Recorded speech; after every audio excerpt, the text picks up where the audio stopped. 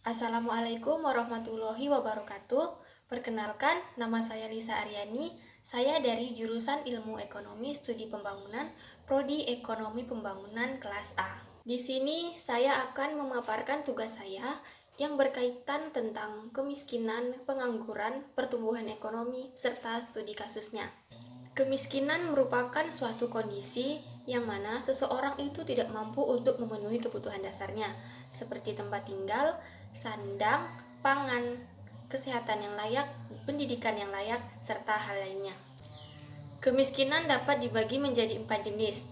Yang pertama, kemiskinan absolut. Kemiskinan absolut adalah ketidakmampuan seseorang untuk memenuhi kebutuhan pokoknya atau diukur dengan uang, yang dimana pendapatannya di bawah pendapatan minimal.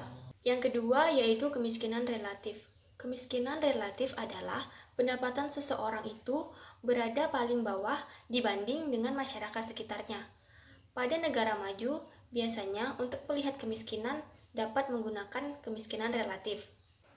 Yang ketiga yaitu kemiskinan struktural.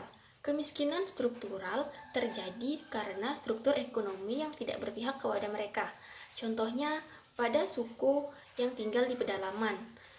Hutan-hutan mereka banyak dikuasai oleh pemilik modal, dikarenakan pemerintah lebih memerhatikan mereka yang punya modal besar, sedangkan mereka yang asli berasal dari situ tidak mempunyai apa-apa dan tidak mempunyai modal. Yang keempat, yaitu kemiskinan kultural. Kemiskinan kultural terjadi akibat adanya budaya atau kebiasaan tertentu. Contohnya, pada suku-suku tertentu yang mempunyai budaya atau kebiasaan buruk, seperti berjudi, merokok, dan lain-lain, kemiskinan ini sulit dihilangkan karena terjadi terus-menerus dan menjadi kebiasaan. Berikut adalah faktor-faktor penyebab kemiskinan. Yang pertama, angka pengangguran tinggi. Angka pengangguran tinggi ini disebabkan oleh keterbatasannya jumlah lapangan pekerjaan. Yang kedua, pertumbuhan penduduk tinggi. Apabila pertumbuhan penduduk tinggi tetapi lapangan pekerjaan rendah, maka angka kemiskinan semakin meningkat. Yang ketiga yaitu beban keluarga. Banyaknya jumlah keluarga, maka akan meningkat pula jumlah kebutuhan yang harus dipenuhi. Yang keempat, distribusi tidak merata. Masyarakat yang mempunyai sumber daya rendah serta kualitasnya rendah, maka akan berada di bawah garis kemiskinan.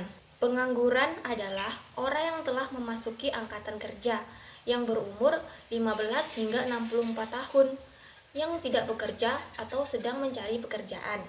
Berikut adalah faktor-faktor penyebab pengangguran. Yang pertama, jumlah permintaan pekerjaan lebih besar daripada jumlah lapangan pekerjaan. Yang kedua, faktor malas bekerja. Yang ketiga, rendahnya tingkat pendidikan. Mereka yang memiliki pendidikan rendah tidak mampu bersaing dengan masyarakat yang berpendidikan tinggi di dunia kerja. Selanjutnya yaitu pertumbuhan ekonomi. Pertumbuhan ekonomi adalah keadaan suatu negara selama periode tertentu yang mana lebih baik atau meningkat dari periode sebelumnya. Pertumbuhan ekonomi dapat dilihat dari beberapa indikator, yaitu yang pertama, pendapatan per kapita meningkat. Yang kedua, jumlah yang bekerja lebih banyak daripada yang menganggur. Yang ketiga, berkurangnya tingkat kemiskinan. Contoh studi kasusnya adalah pengaruh dibangunnya pasar Mangkurat baru terhadap tingkat kemiskinan, pengangguran, serta pertumbuhan ekonomi di Desa Tempunak, Kabupaten Sintang, Provinsi Kalimantan Barat. Pada tahun 2019, Bupati Sintang Jarod Winarno telah meresmikan Pasar Rakyat Mangkurat baru di Desa Tempunak.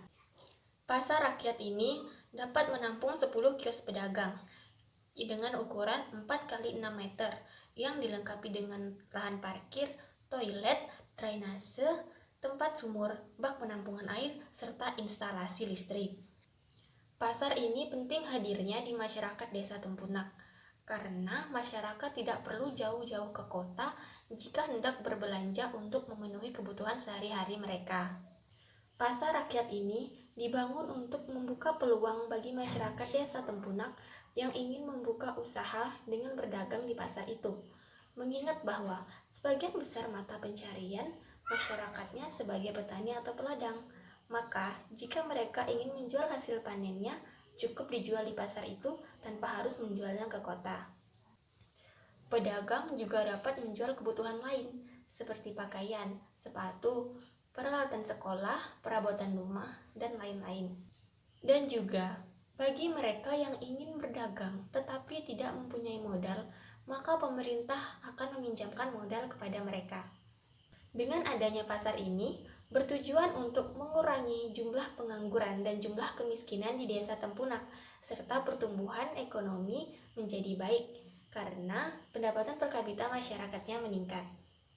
Sekian pemaparan tugas saya. Mohon maaf apabila ada salah kata. Wassalamualaikum warahmatullahi wabarakatuh.